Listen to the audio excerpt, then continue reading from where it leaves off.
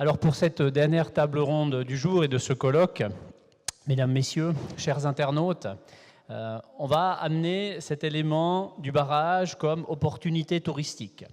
Et j'aimerais dire aussi, et je rajouterai un sous-titre, aussi comme lieu culturel, comme produit touristique, et c'est de ça dont on va pouvoir débattre. Alors le tourisme, vous le savez sans doute comme moi, c'est la recherche de l'expérience, c'est la recherche de l'originalité. Je dirais c'est la recherche du wow. Et le wow, vous l'avez sans doute tous vécu face à nos barrages valaisans ou d'autres barrages, où les grands et les petits se disent « mais qu'est-ce qu'il y a derrière ce barrage? Comment est-ce que ça fonctionne ?» Aussi en termes d'impact, c'est colossal. C'est une grosse machinerie et c'est un objet, je pense, de grande curiosité et donc de grande curiosité touristique. Si vous pensez au site des barrages, si vous pensez à leur situation, moi j'ai en tête Émosson et puis la vue magnifique sur le massif du Mont Blanc. On peut penser à Matmark et puis à ce paysage que je qualifierais de tibétain très ouvert. Et puis, on peut citer la Grande Dixence, cette cathédrale de béton. Donc, vous voyez, en termes d'expérience, d'originalité, je pense que les barrages ont vraiment un potentiel touristique. Une attractivité touristique, et c'est ce qu'on va discuter et puis vérifier avec les intervenants du jour. Alors, si je prends l'ordre du programme que vous avez ici derrière, et on va faire en sorte d'imager les propos avec des images qui vont vous être proposées, je vais présenter rapidement chaque intervenant en posant aussi la question à chacun pour lancer le tour de chauffe. Qu'est-ce que ça vous évoque, barrage et tourisme? Personnellement, si je dois me poser cette question, je pense à mes vacances de cet été. J'étais dans le Beaufortain, au barrage de Rosselan, et j'ai découvert le club nautique du barrage de Rosselan. Les gens faisaient du paddle, il y avait une activité touristique extraordinaire sur ce lac, chose que je n'ai pas forcément vue en Valais, par exemple. Un barrage de plus basse altitude, mais comparable à Zeusier, par exemple. Alors, je commencerai par Bertrand Delars, historien, chef du service de la culture de la commune de Bagnes.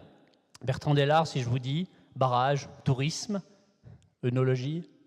Alors, on pense nécessairement à mon voisin, puisqu'il n'a pas été cité en introduction. Alors, mon voisin et ses multiples atouts. Raphaël Favre, vous êtes responsable du département industrie et commerce auprès de Valais-Valis Promotion, qui est donc l'entité de promotion intersectorielle du canton. Barrage, tourisme, qu'est-ce que ça évoque?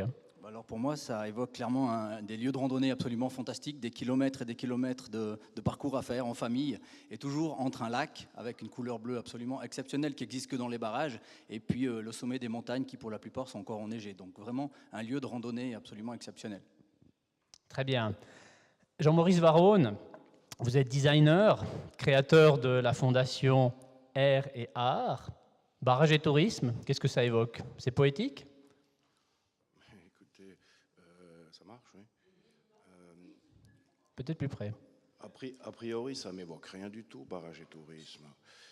Le barrage m'évoque des constructions magnifiques, superbes. Le tourisme m'évoque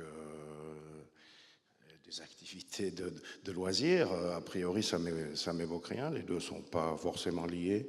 Mais il se trouve que peut-être, des fois, on peut les mettre en résonance.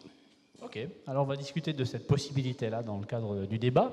Et puis en fait, le dernier intervenant est Basile Zuffray, architecte et collaborateur au bureau Franière Partner. Barrage, tourisme.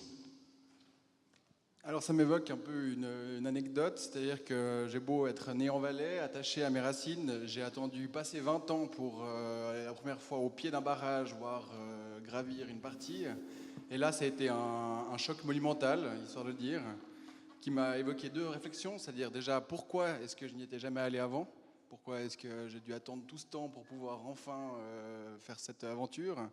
Et puis ensuite, il m'a paru évident que je devais un jour ou l'autre traiter de ce thème dans le cadre de ma carrière professionnelle. Et puis j'ai pu le faire lors du master de l'EPFL. Et on va en reparler avec un projet tout à fait intéressant. Alors avant de lancer la discussion, je vous pose aussi la question à vous, mais je n'attends pas la réponse. Barrage et tourisme, imaginez-vous quelque chose et vous verrez si dans le cadre de la discussion, ça fait un lien avec ce à quoi vous pensez ou si on arrive aussi à vous surprendre. Alors on va utiliser ça comme base de discussion.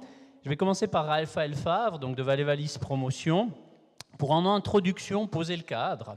Si on devait aujourd'hui avoir une vue d'ensemble de l'utilisation touristique des barrages en Valais, quels seraient les éléments qu'on pourrait mettre en avant? Et pour ça, je vous laisse la petite zapette parce qu'on a des images à vous montrer d'un bleu azur. Alors oui, alors pour l'utilisation des barrages à des fins touristiques, actuellement, moi j'en vois 5. Il y en aura certainement d'autres dans le futur en fonction de la créativité des activités qui vont être réalisées. Mais la première utilisation, les barrages, vous avez ici le barrage de la Grande Ixence, c'est clairement une attraction touristique. Le barrage de la Grande Ixence, en termes de chiffres, c'est 100 000 visiteurs sur 4 mois. Il est ouvert uniquement durant l'été. C'est 30 000 visiteurs au musée et 10 000 visiteurs dans le mur du barrage. Donc c'est vraiment un élément qui est très très important des attractions, des activités du Valais qu'on propose durant l'été. Et ces barrages, ils permettent de vivre une expérience qui est unique. Par expérience, quand on a un visiteur, il a envie de découvrir des choses qu'il n'a pas dans sa région, qu'il ne peut pas voir le soir en quittant son travail. Et là, le Valais, avec d'autres destinations aussi, mais le Valais est très très bien positionné là-dedans, on a la possibilité d'offrir la possibilité de visiter des barrages. Et ça, on a 9 barrages visitables à l'intérieur des murs en Valais, et ça, c'est vraiment une carte majeure qu'on doit jouer. Le deuxième point, c'est le cadre grandiose. Donc là, je sors un petit peu du mur du barrage. On est plutôt dans le cadre global. Il y a le mur, mais il y a aussi le lac, il y a les kilomètres de balade. On se retrouve en altitude. C'est en plein été, les barrages sont ouverts en plein été au public. Il fait chaud en plaine, on a des températures qui sont beaucoup plus agréables en montagne. C'est des choses accessibles en famille. Le cadre, il est incroyable, des couleurs incroyables. Donc c'est vraiment une expérience à faire, pas uniquement le barrage en tant que tel, mais vraiment tout le cadre, le lieu qui est grandiose. La troisième utilisation, c'est le barrage lui-même en tant que lieu inédit pour faire des expositions, faire des événements. Il y a la possibilité... Ah, je m'excuse, je vous ai oublié une photo. Ça, c'est la photo du barrage d'Émosson. Et puis, vous avez ici le barrage de mon voisin, qui a été utilisé lors d'une exposition photo en 2014, lors de la Triennale. Et donc, ce sont vraiment des lieux qui permettent de mettre en valeur des expositions. Et là, il y a un avantage qui est double. Si on a un visiteur qui vient visiter le barrage, on lui propose une deuxième expérience à vivre. Il découvrira la culture qui est sur la couronne de ce barrage. De même, si un visiteur vient pour l'exposition culturelle, eh ben, il pourra profiter pour en découvrir le barrage. Et ça, je pense que c'est vraiment un lien qui est très important à faire. On ne doit pas vendre le barrage comme étant un produit touristique unique, mais il doit être intégré dans une chaîne d'activités, notamment à la journée pour les visites des barrages. Le quatrième point, alors je vous ai mis ici le Tour de France. Les barrages, ils nous permettent d'avoir des actions de visibilité qui sont incroyables au niveau national et international. Des éléments qu'on ne pourrait pas obtenir sans ces barrages. Alors c'est évident, ce n'est pas le barrage d'Émosson qui a permis uniquement l'arrivée du Tour de France. C'est tous les atouts du Valais, plus le travail des organisateurs. Mais au final, le barrage a été un élément déclencheur. Et je cite là le directeur du Tour de France qui dit « ça va être une arrivée à la James Bond, l'arrivée elle va être incroyable ». Et le Tour de France, c'est le 3e événement sportif le plus suivi à la télévision. C'est 1 milliard de téléspectateurs, 190 pays, et on a eu 5 heures de direct. C'est tout simplement une visibilité qu'on ne pourrait pas avoir et qui permet de positionner le Valais. Autre exemple, Capellicode. Alors Capellicode, c'est une série télévisée allemande qui fait 8 millions de téléspectateurs à chaque épisode. Et ils ont décidé de venir tourner l'entier de leur nouvelle saison ici en Valais. Alors là aussi, ils ne sont pas venus à cause des barrages, mais ils sont venus parce que le barrage, avec d'autres éléments qui mettent en avant l'offre cantonale, était un élément qui était intéressant pour eux. Et ils ont tourné 4 à 5 scènes autour de différents barrages valaisans. Et ça se retrouvera donc sur le marché allemand. À titre d'information, le marché allemand est le 2e marché prioritaire pour le canton du Valais, après le marché suisse. Et puis enfin, le dernier élément, c'est une source d'inspiration et c'est un vecteur d'image. Alors je vous ai mis ici l'exemple du magazine Valais. Donc les barrages sont très utilisés dans la communication, non seulement au niveau cantonal, au niveau de Valais Valise Promotion, mais également en termes de destination. Pourquoi ? Parce qu'ils sont inspirants. Et quand on parle de barrages, ils sont spontanément associés au Valais. Donc c'est un élément qui permet de positionner le Valais très clairement. En plus, les barrages ont une image très positive, très sympathique auprès du public cible. Dans le cas du magazine qui est ici derrière, donc c'est un magazine qui est édité par Valais Valise Promotion avec le soutien de Ringier. Il est distribué dans toute la Suisse, il y a 1 million de lecteurs. Il a été distribué en mai. L'objectif est de donner envie aux Suisses de venir passer des vacances. Et l'image qui a été choisie pour la couverture, c'est le barrage de Salenf. Et à l'intérieur du magazine, on a mis 10 pages qui couvrent les différents barrages du canton. Et ces barrages-là vont donner envie à notre clientèle cible, la Suisse, de venir passer des séjours en Valais. Donc on utilise énormément les barrages, les activités autour des barrages, l'émotion qui est procurée par les barrages pour pouvoir vendre et positionner le Valais. Alors du coup, en termes d'attrait touristique, et si on se projette un peu vers l'avenir, quelles sont, de votre point de vue, les potentialités fortes au niveau touristique, mais aussi les freins qui existent par rapport à l'utilisation touristique de ces barrages, soit au niveau du site, soit au niveau de leur situation?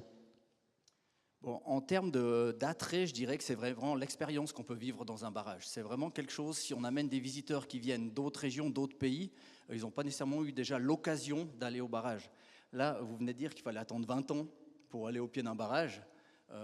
Effectivement, on pourrait aussi amener plus de Valaisans rapidement voir les barrages, mais pour un visiteur, pour un touriste, c'est vraiment un lieu de visite, c'est une raison de venir passer des vacances en Valais. L'autre point, c'est l'histoire.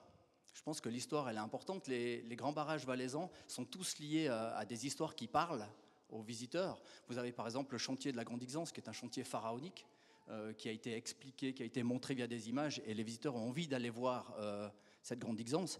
La Grande Ixence qui est un petit peu le Cervin des barrages, si on peut l'appeler tel quel. C'est vraiment le barrage qu'il faut aller visiter.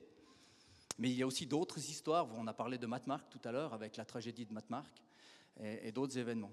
Ensuite, il y a le cadre exceptionnel. Si on va visiter un barrage, on ne va pas uniquement visiter le barrage, le mur qui retient l'eau, mais il y a la possibilité d'avoir toute une suite d'expériences à vivre sur le lieu même du barrage. Et puis après, il y a un point que je mettrai en positif et en négatif, c'est la situation du barrage. Donc le barrage, il est situé en fond de vallée. Donc il faut faire 1 heure de voiture pour y accéder. Ça peut être vu comme un frein parce que l'accès limite les visites, c'est un certain nombre de visiteurs.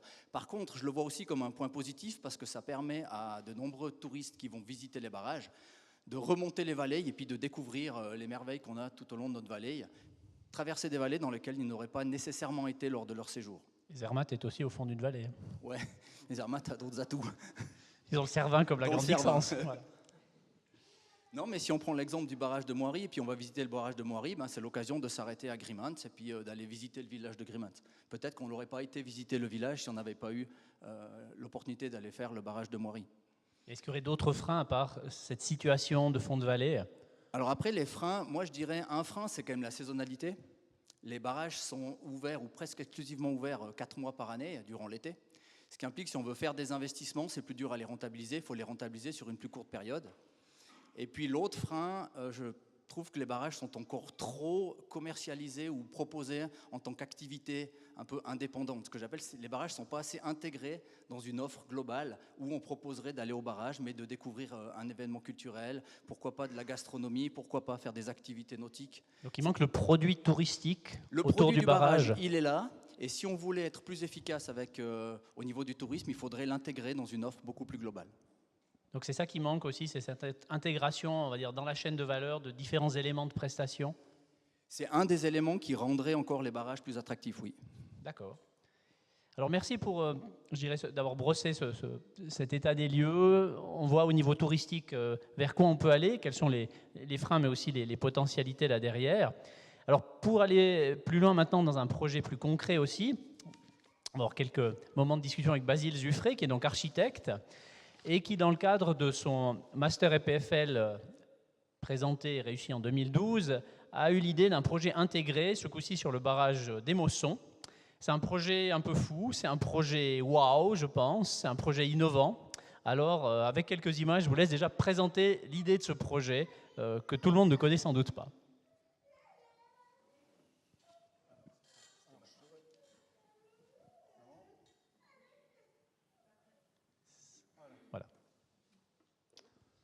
Voilà, donc c'est vrai que c'est un projet qui peut paraître utopique. Après, il faut savoir que chaque projet de master doit s'appuyer sur un énoncé théorique qui est ancré dans un contexte économique. Dans le cadre de ce projet-là, il y avait le retour des concessions, la crise du tourisme qui devait un peu se réinventer, le réchauffement climatique, qui ont été des éléments, on va dire, déclencheurs qui devaient asseoir le projet. Tourisme et barrage, il ne faut pas oublier aussi que c'est 2 thèmes qui ont façonné le Valais de manière conjointe, qu'on connaît aujourd'hui d'ailleurs. Et l'idée, c'était comment relier ces 2 thèmes pour créer un projet. Le concept de base, c'était exploiter le bâti existant et développer une activité touristique et par ce biais rendre à ces cathédrales de béton, comme vous le disiez, une visibilité nouvelle. C'était une image qui était assez présente dans ma tête à cette époque-là. C'était l'image de la cerise sur le gâteau, c'est-à-dire qu'on a déjà quelque chose d'énorme. Beau gâteau. Comment finir, comment finir cet objet pour en faire justement une solution, on va dire, globale. À partir de là, l'étude devait finalement trouver un site. Peut-être juste commenter l'image qu'on a vue là, parce que qu'est-ce qu'on voit en fait sur cette première image? Donc là, c'est le barrage avec en son couronnement une superstructure. Je parlerai un peu plus en détail avec un autre angle de vue qui garantit l'usage actuel du barrage, c'est-à-dire que un barrage, c'est aussi une route avec des besoins de passage de camions, c'est une route pratiquement industrielle, mais qui permettait en son toit d'offrir une vraie promenade, un vrai belvédère qui était à la hauteur du site. Et dans ses entrailles d'abriter quelques chambres afin que le visiteur puisse vraiment vivre le site de manière pleine. Donc l'hôtel, c'est le surplus sur le couronnement du barrage. Exactement. D'accord. Voilà. Donc c'est vrai que l'étude est partie d'abord dans une sorte d'étude du potentiel touristique de plusieurs barrages. Et c'est vrai qu'Émosson s'est assez vite imposé pour plusieurs raisons. Déjà, Fin-Haut, c'est le berceau historique du tourisme. Lorsque au XIXe siècle, les Anglais aristocrates venaient séjourner à Fin-Haut dans leur tour des Alpes. Ensuite, c'est sa connexion, car contrairement à bien d'autres barrages, c'est un barrage qui est pratiquement connecté aux réseaux internationaux grâce à la ligne Martigny-Chamonix. C'est son statut transfrontalier. Le fait qu'il soit à quelques kilomètres de la frontière lui donne un impact aussi d'une autre échelle. Et c'est ce site d'exception avec la vue sur le massif du Mont Blanc qui est quand même prenante, et les différentes attractions touristiques déjà existantes avec le parc d'attractions du Châtelard et ses divers moyens de monter jusqu'à Émosson, les traces de dinosaures, j'en passe. À partir de là, donc l'enjeu, c'était d'assurer un accès annuel, effectivement, pour développer une activité touristique qui puisse être sensée et rentable. On ne pouvait pas se permettre, comme c'est aujourd'hui le cas, de fonctionner seulement 4 jours dans l'année. Et là, le projet partait du principe de dévier l'actuelle ligne du téléphérique d'entretien du barrage pour permettre un accès... on est juste un peu caché. Le téléphérique part d'en bas et arrive en haut, voilà. Exact. Il arrive dans l'hôtel. Un accès direct au barrage. Cet accès, il permet plusieurs choses. Déjà, il permettait, au moment de la construction du barrage, d'acheminer les matériaux préfabriqués directement depuis la plaine avec un impact environnemental réduit. Et il permet aussi de théâtraliser cet accès avec cette impression de traverser le barrage et tout d'un coup découvrir le lac derrière, avec aussi cette vision un peu James Bondesque qu'on recherche des fois. À partir de là, c'est vrai que l'idée de créer cette promenade sur la toiture de l'hôtel était un élément important. Car c'est vrai que si on se balade aujourd'hui sur le barrage d'Émosson, on se rend compte que le trottoir dédié aux piétons, il est du côté lac, et qu'on n'a presque pas le droit de tester le vide et de jouer avec ce côté gouffre du barrage, ce qui est un peu frustrant. L'hôtel aussi en surplomb par rapport au mur. Voilà, il est en surplomb. À partir de là, c'était aussi de proposer quelque chose qui allait au-delà du simple hôtel. C'était de créer pratiquement une sorte de petite cité qui abrite tous les services nécessaires à un séjour allant d'une journée à peut-être un mois pour les gens qui ont besoin de se ressourcer vraiment, avec une offre hôtelière allant du dortoir pour les randonneurs jusqu'à la suite présidentielle, tout comprise, et de proposer tous les services de restauration, de musées pour mettre en avant aussi la construction du barrage, pourquoi pas une bibliothèque, un spa, enfin tout un panel d'activités qui rend cette petite cité autonome. Et intérieur bois ou béton? Est-ce que l'on voit sur cette image dans l'idée? Le principe, c'était vu qu'on s'assied sur du béton, de réutiliser un peu le principe du coffrage et de venir avec un élément léger, en sachant très bien que par rapport au côté pérenne du barrage, l'hôtel, il est là pour accueillir un certain temps une activité. On sait que peut-être dans 100 ans, le barrage sera sûrement encore là. Par contre, l'hôtel, il n'a pas forcément une durée de vie aussi longue qu'un barrage. Sans être biodégradable tout de même. Sans être biodégradable, exactement. Pour ça, c'est vrai que j'ai emprunté une formule du Corbusier, qui est la machine à habiter, et c'était plutôt de parler de barrage à habiter, vraiment dans cette notion d'humaniser le barrage et de le mettre finalement à l'échelle humaine. Toujours un peu plus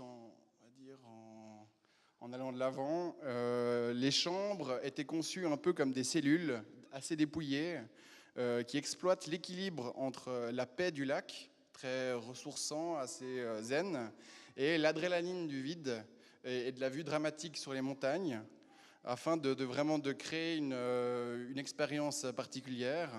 Et tout ça qui est un petit peu renforcé par cette structure en bois, simplement emballée avec un treillis métallique, qui renforce ce côté de recherche du vide qui était intéressant dans ce projet-là. Peut-être juste pour finir ma présentation, je voulais juste vous lire quelques lignes que j'avais écrites à l'époque du projet, qui, à mon avis, expriment bien un peu l'idée.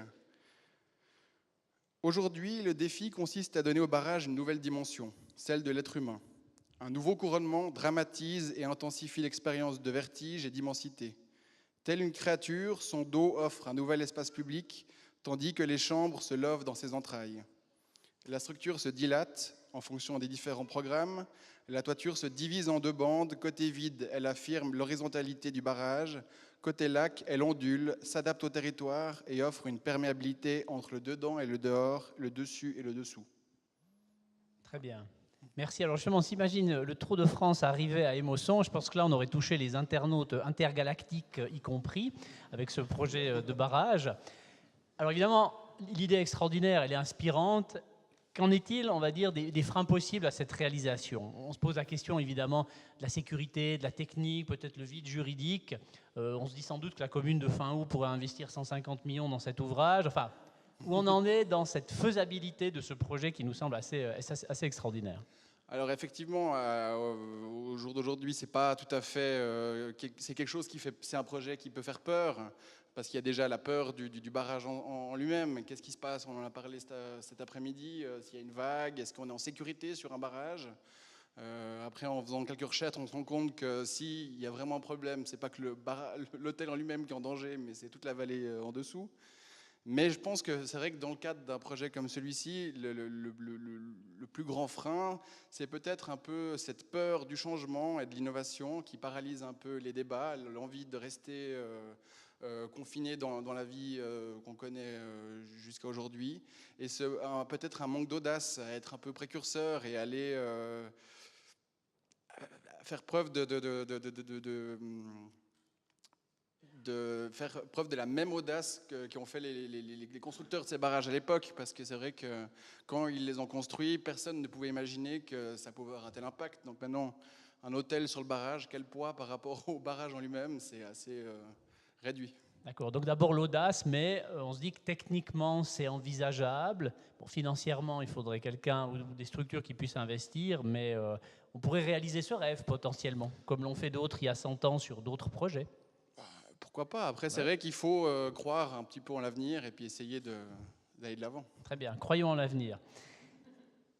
Pour poursuivre, on a parlé de différents barrages, on va revenir à celui d'Émosson, qui devient une cave, entre autres, qui devient un lieu d'exposition.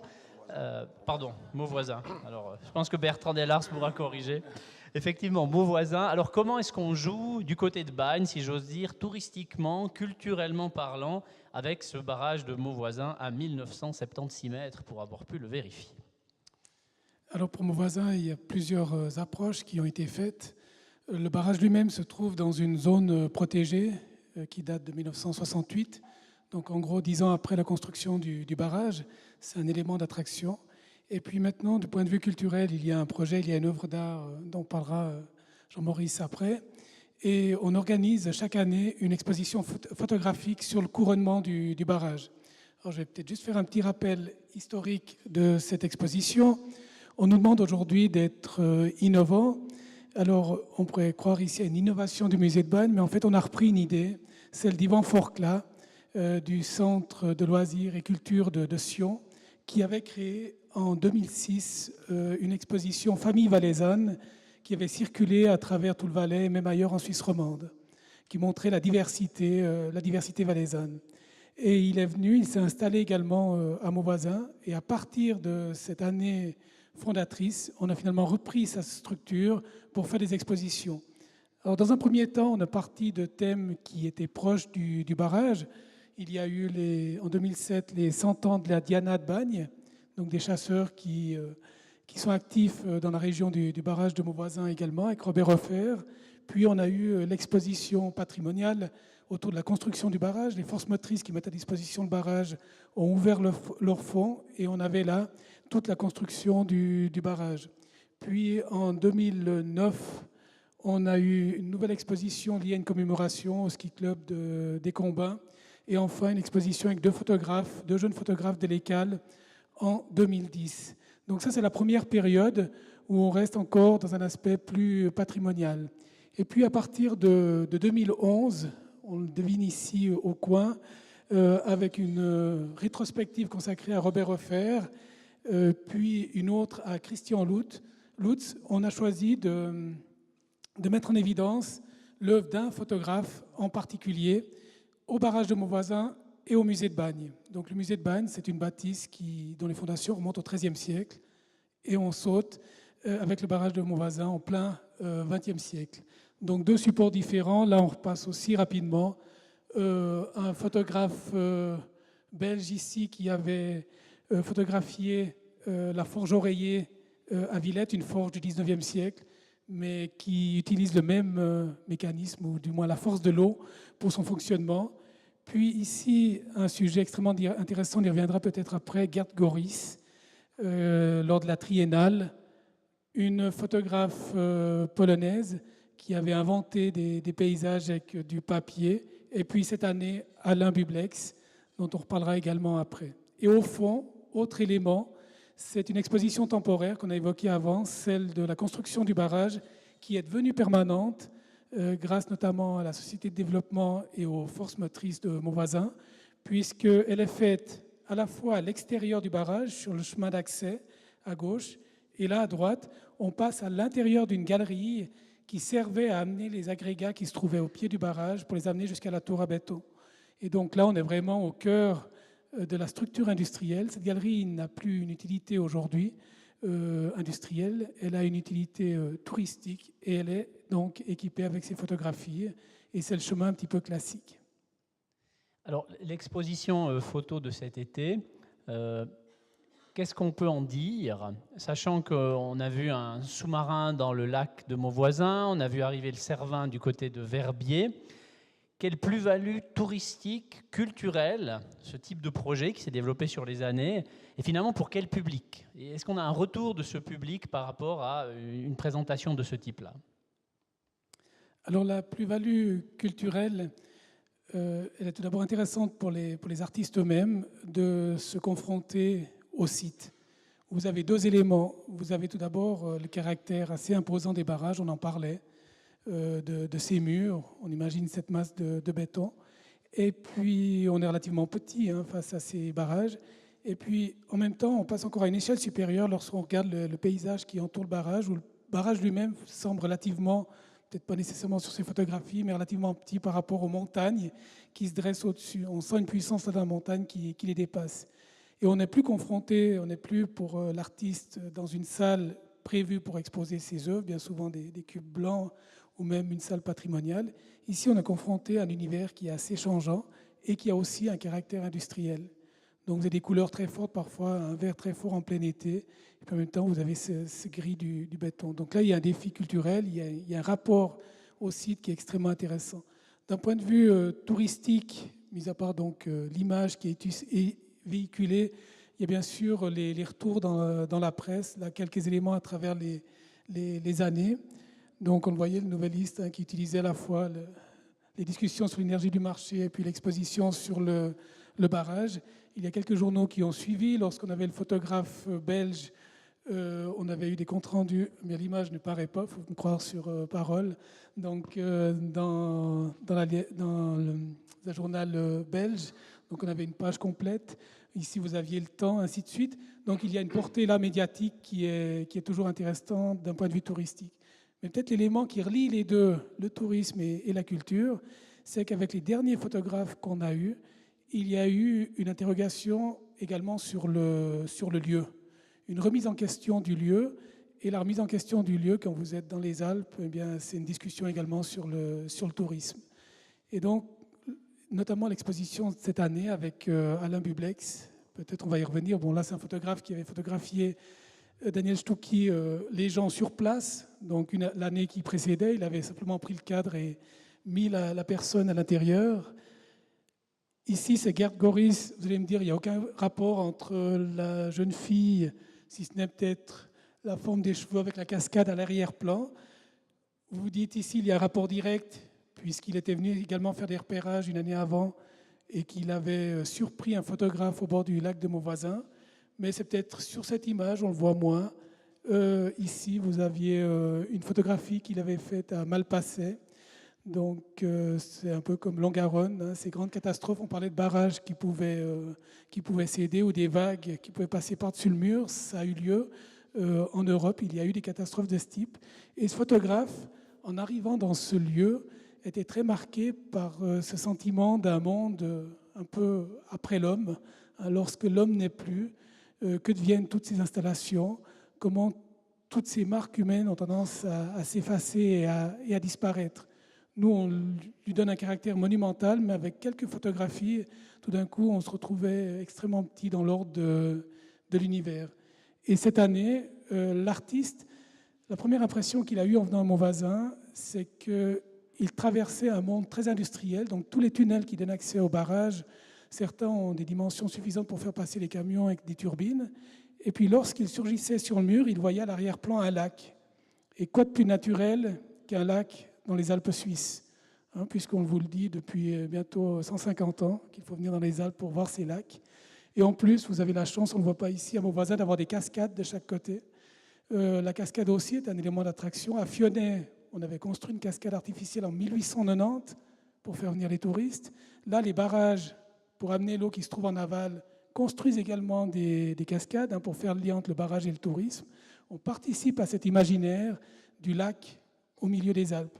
Et donc le lac tout à coup est naturel, le barrage lui est complètement industriel, et il s'est amusé à décliner ces éléments ici avec ces images fantômes où on pourrait se croire en Norvège. Donc il a redessiné là un sous-marin soviétique. À l'origine, il était designer automobile, il aime ces petits objets, et là c'est vraiment un sous-marin soviétique. Ici, au fond, il a dessiné un pont, c'est le barrage de Mauvoisin, donc le fond du lac de Mauvoisin plutôt, avec ce pont qui traverse la vallée. Sur d'autres images, on le devine plus haut. C'est également le Haut-Val de Bagne, zone protégée. On n'arrive pas à le repérer, mais il a redessiné les virages de la route du Grimsel dans la montagne. Et tout d'un coup, il y a cet univers, hein, complètement nouveau qui ressurgit. Donc paysage culturel, mais perçu comme naturel par quelques artistes. On sent à vous entendre aussi, au vu des retombées médias, que ça fonctionne. Est-ce que vous avez un retour du public ou une impression qui est-il, que dit-il par rapport à ce type d'installation ? Parfois le public. Donc ici, vous avez un public de randonneurs. C'est l'accès à toute une série de sentiers de randonnée. Donc il y a des gens qui passent. On n'a pas d'études précises sur ce public. Mais donc il y a du passage. Dans le sentier qui se trouve à l'intérieur de la montagne, là, on a un tourniquet à l'entrée. La première année, il y avait en 2 mois 10 000 personnes qui avaient passé à l'intérieur de ce tunnel, sans compter donc toutes les personnes qui passaient à l'extérieur. Donc pas de décompte sur le barrage lui-même. Il y a le public des randonneurs, il y a le public des barrages, puisqu'il y a un public des barrages, hein, ils ont une attraction évidente. Le barrage, hein, c'est l'univers d'abord de l'enfant, mais c'est aussi l'objet technique assez spectaculaire. Et puis il y a un public, et c'est là l'élément intéressant pour nous, d'amateurs de photographie, là plus de photographie contemporaine, à un public qui revient régulièrement. Alors, comme ça, à l'estimation, c'est une petite part de l'ensemble des gens qui passent sur le barrage, mais c'est l'élément qui se répercute. Lorsque vous avez 3 pages dans l'hebdo, eh bien, c'est rappeler l'existence aussi du barrage de Mauvoisin, rappeler l'existence du Haut-Val de Bagne. Donc il y a un effet en chaîne qui se produit de cette manière. On a plus de peine à reparler à nouveau du barrage puisqu'il semble tellement présent, tellement être là depuis si longtemps. Il n'est pas plus haut que la Grande Dixence, n'est pas le plus grand. C'est peut-être la forme qui est assez spectaculaire. Alors, réinvention du barrage à chaque édition, et on se réjouit de découvrir les suivantes. Là, on sent que nature, culture, tourisme et barrage ont un sens. Je vous laisse peut-être mettre l'image suivante pour faire le lien. Image qui a été prise au pied du barrage de Montvoisin. Et ça me permet de faire la transition avec Jean-Maurice Varone. Donc, je l'ai dit, vous êtes designer, créateur et fondateur de la fondation Air et Art. Déjà, qu'est-ce que c'est cette fondation? Quel est son but? Le but de la Fondation Air et Art est la réalisation d'œuvres d'art contemporains en extérieur, en relation avec l'environnement, et donc c'est des œuvres qui rentrent vraiment en dialogue et en discussion avec leur environnement. C'est une fondation qui tire ses origines dans le mouvement du land art, cette mouvance peut-être plus que mouvement, qui date de la fin des années 70, fin des années 60, 70 aux États-Unis, et qui a vu des artistes sortir de leur atelier pour aller justement dans la nature créer des œuvres d'art contemporain en relation avec elle. Et c'est ça que vous essayez de développer avec la Fondation sur des lieux emblématiques en Valais, c'est ça? C'est ça. Alors la différence peut-être éventuellement, enfin des autres intervenants, la Fondation n'a pas un but, pas forcément lié au barrage en l'occurrence, oui. Mais c'est vrai qu'elle souhaite intervenir dans des endroits, dans des lieux emblématiques de la région. Et pour sa première réalisation, elle a eu la chance notamment, et c'est ça le lien, de pouvoir intervenir sur le site du barrage de Mauvoisin, qui est par définition un des lieux emblématiques du canton, ces constructions. Et cette chance de pouvoir réaliser cette première œuvre avec un artiste américain, Michael Heitzer, qui est un des pionniers de ce mouvement du land art. Et alors finalement, quelles étaient les motivations par rapport à la réalisation de cette œuvre? Qu'est-ce qu'il y a derrière, si j'ose dire, par rapport à l'artiste ou au projet? Disons que c'est un projet global, c'est pas simplement cette réalisation, puisqu'il y a l'espoir et l'idée d'en faire plusieurs, mais c'est un raisonnement sur l'art contemporain, certainement, enfin c'est la base, mais aussi sur le tourisme. Mais je cherchais tout à l'heure, enfin, pour moi, c'est un grand débat, mais une grande discussion, ce tourisme culturel et voilà, je crois profondément que pour que la culture, ou des objets ou des projets culturels puissent devenir touristiques, il faut qu'à la base, il y ait une force intrinsèque, une cohérence, une intelligibilité extraordinaire. Donc un vrai projet culturel qui a du sens. Qui est un projet qui doit naître comme projet culturel, et c'est pour moi sa seule chance qu'il devienne une fois touristique. D'accord. Et devienne un produit d'appel, parce que c'est ça le tourisme, c'est de faire des produits d'appel, sinon c'est du passage normal. Alors voilà peut-être ce que j'aimerais dire en introduction, c'est-à-dire que pour moi la culture, le produit culturel doit être absolument la base, et seulement comme ça, avec sa force, sa cohérence, son intelligibilité et son inscription dans un endroit, pourra peut-être avoir la chance de devenir touristique. C'est pas sûr, mais peut-être que oui, s'il a la puissance voulue et la force voulue. Donc c'est une possibilité, mais pas de concession sur le fond, si j'ose dire, au niveau culturel. Aucune, pour la simple et bonne raison que c'est sa seule chance de devenir touristique. D'accord. Donc la qualité dans la culture pour la qualité dans le tourisme. Pour espérer peut-être. D'accord. Et par rapport à l'artiste lui-même, Michael Heitzer, par rapport à cette œuvre de 2012, est-ce que c'est un lieu qui l'a inspiré? Est-ce qu'on peut dire que c'est un lieu intéressant de contact entre l'artiste et le public via son œuvre? Est-ce que vous avez quelques impressions de sa part par rapport à ça? C'est-à-dire que, en l'occurrence, Michael Heitzer est un artiste dont une des expressions historiques est le négatif. Le négatif, c'est-à-dire des interventions, on le voit, j'espère, sur ces quelques images, en négatif, c'est-à-dire au-dessous du niveau du sol, un sillon, finalement. Et il se trouve que là, sur le site du barrage de Mauvoisin, eh bien, cette œuvre-là, qui est la première réalisation de ce dessin, qui est un dessin de Michael Heitzer qui remonte à la fin des années 70, alors qu'il dessinait en moto, qu'il dessinait ses cercles dans le désert du Nevada, où il réside.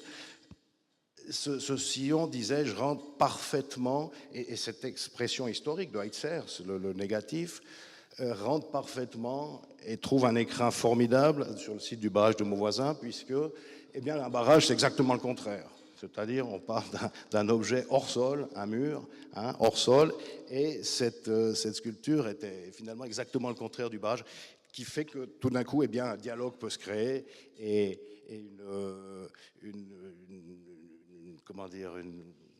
un dialogue, une interaction peut se créer autour de l'œuvre. C'est évident c'est évident. Mais enfin, il se trouve que l'expression historique de cet artiste fonctionne formidablement bien sur ce site.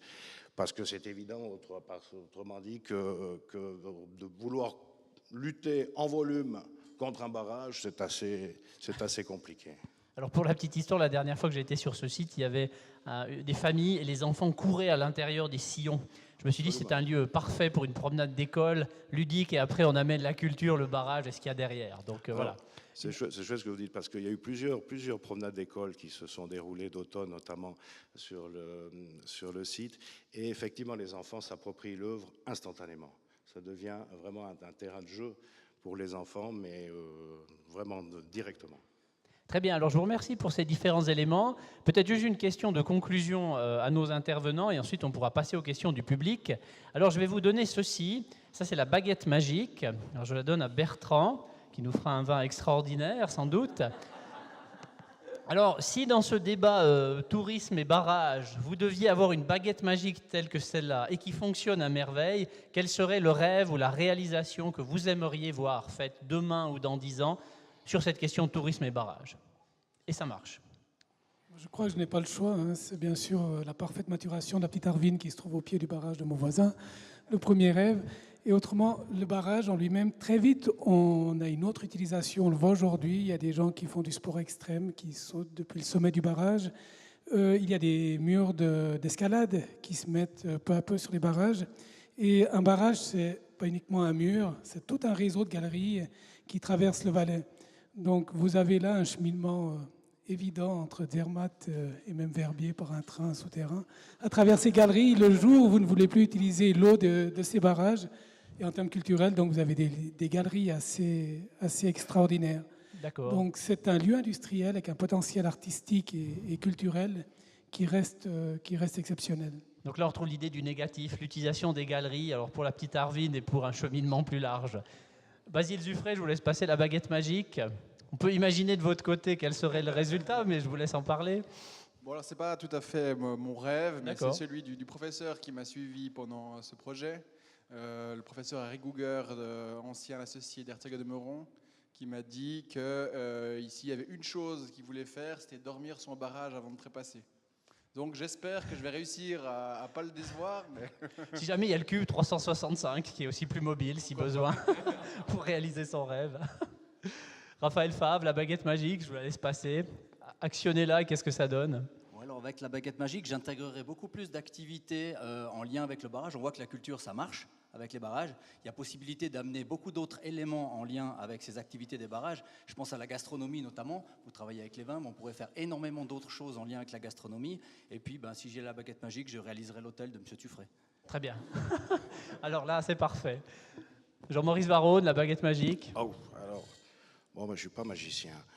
Mais moi, ce que je souhaite pas, c'est que ces barrages qui ont en eux-mêmes une qualité formidable. Et il est difficile d'intervenir sur ces endroits. Basile en a bien parlé, c'est-à-dire que n'importe quel projet ne se fait pas n'importe où.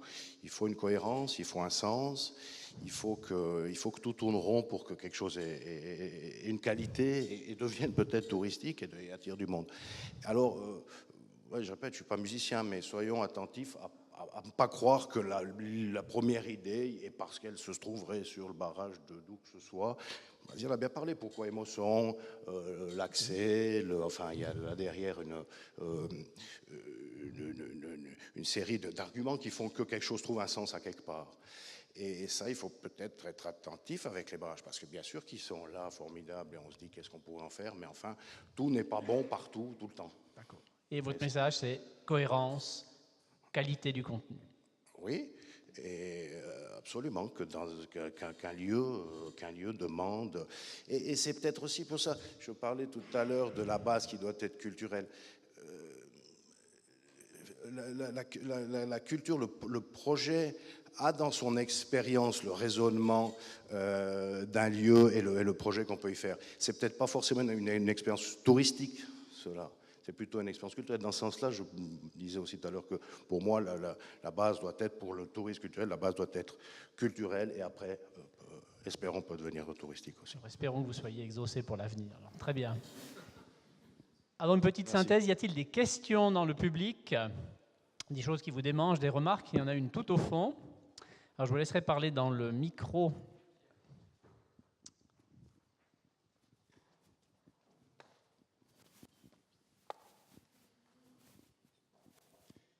Merci. Tristan Leloum, donc je suis anthropologue et je m'intéresse aux imaginaires de l'énergie. Et notamment, je trouve très intéressante cette question du tourisme industriel ou aussi du tourisme en lien avec les infrastructures énergétiques. Peut-être une remarque d'abord, il y a aussi un usage éducatif des visites de barrages, puisque un des publics très importants dans les barrages et dans d'autres lieux de l'énergie, c'est les groupes scolaires. Donc il y a aussi une importance vis-à-vis de ce public jeune et de sensibilisation, conscientisation des enjeux énergétiques. Et un autre aspect de ces visites de barrages, c'est un outil de relations publiques pour les groupes énergétiques. Les visites de barrages, elles sont organisées à la Grande Dixence, par exemple, par Alpic. Et ils ont un rôle aussi de partager un certain nombre de leurs inquiétudes, un certain nombre de leurs forces, puisque quand on fait ces barrages, pour ceux qui font ces visites, pour ceux qui ont eu l'occasion, on compare les intérêts de l'énergie hydraulique avec d'autres sources d'énergie, les bienfaits et aussi les difficultés que peut avoir actuellement le secteur. J'en viens à ma question, et aussi une autre remarque, c'est que tous ces projets que vous présentez ont du coup un coût, et qu'il faudrait mettre en perspective avec le contexte, les difficultés financières du secteur hydroélectrique actuellement. Donc voilà, c'est aussi un des freins, je pense, à la mise en place de certains de ces projets. Et ma question, étant donné que c'est un outil donc, de relations publiques, quelle a été la place dans les différents projets que vous présentez, même si vous ne les avez pas mis en place, quelle a été éventuellement la réaction de FMV ou de Alpic ou des gestionnaires et des propriétaires du barrage par rapport à ces projets? Peut-être Basile Zuffray, et puis peut-être les autres ensuite, si vous avez un retour à donner. Alors, pour ma part, c'est vrai que j'avais eu la chance de présenter le projet à la direction d'Alpic peu après la présentation du projet à l'EPFL. C'était une autre époque, dans le sens où ils avaient encore un petit peu des étoiles dans les yeux. Et le retour que j'avais eu, bien sûr, de manière un peu, on va dire, informelle, c'était qu'il était trop petit, l'hôtel. Il fallait plus de chambres, une salle de conférence, un centre de congrès. Enfin, minimum 10 étages, d'accord. Qui n'était pas forcément dans belle mes idées à la pyramide, base. là, comme ça.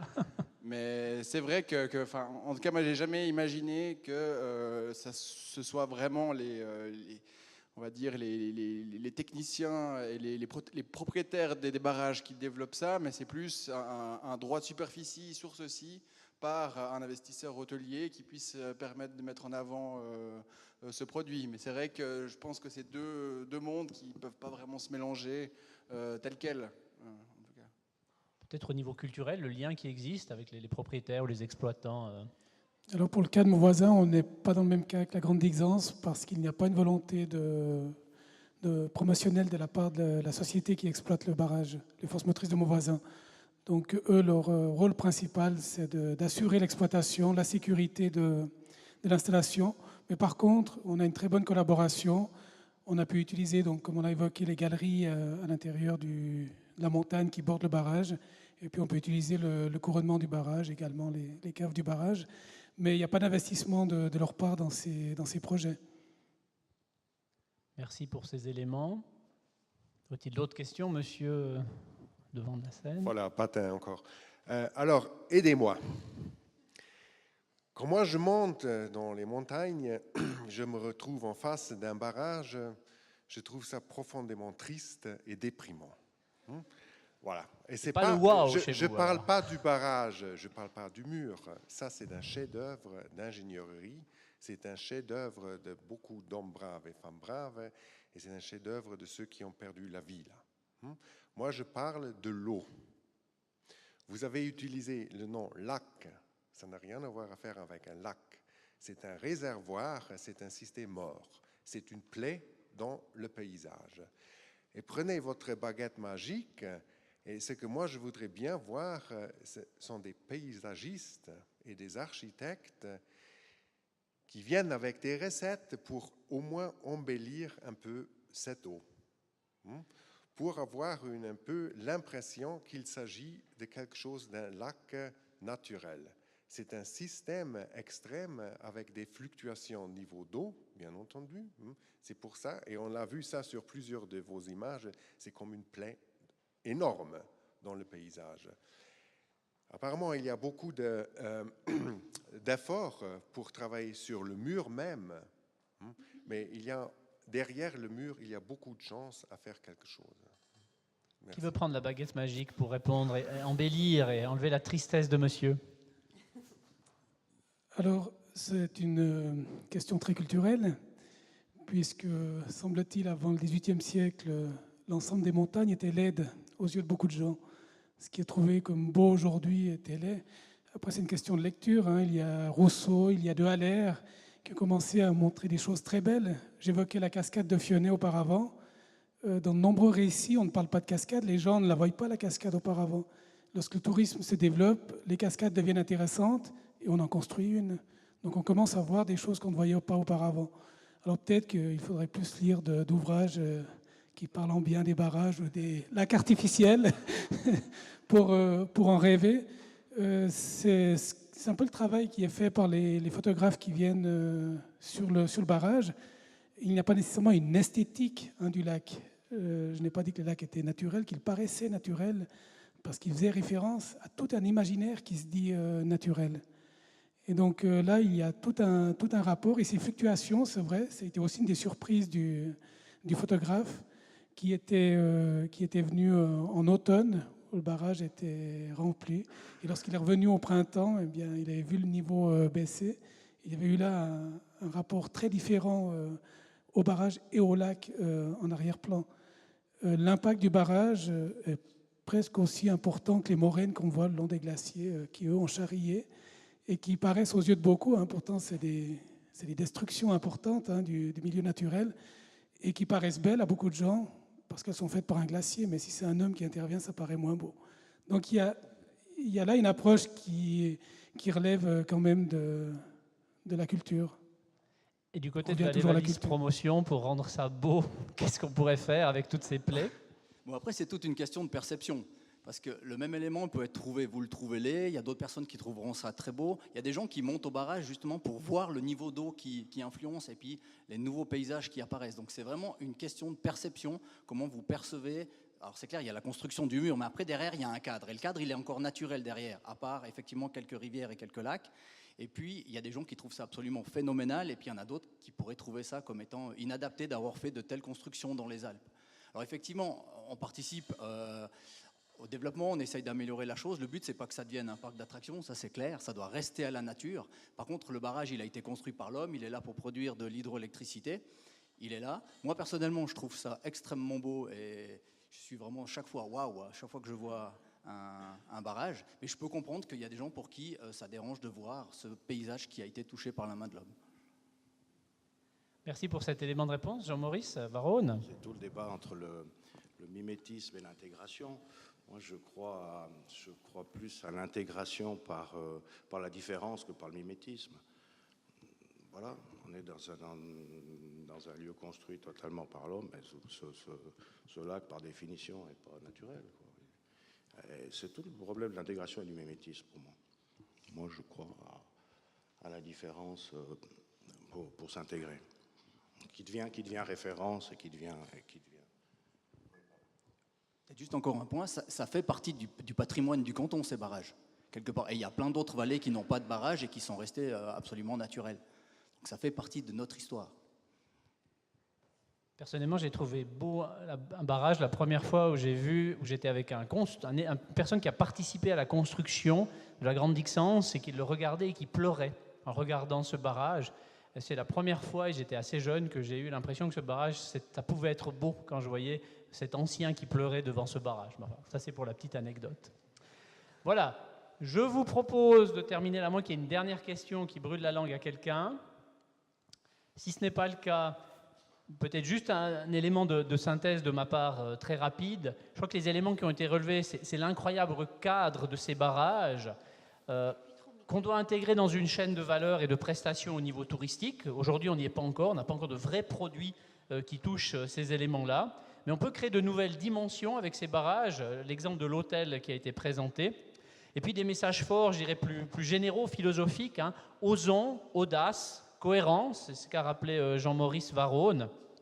Et puis on peut lier ça à la gastronomie, à la randonnée, à d'autres éléments. Et donc là, il y a sans doute un potentiel touristique au travers de ces barrages.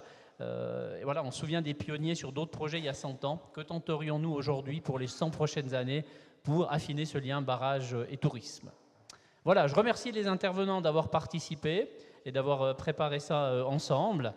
Je remercie aussi l'assistance et je laisse la parole aux organisateurs pour terminer ce colloque.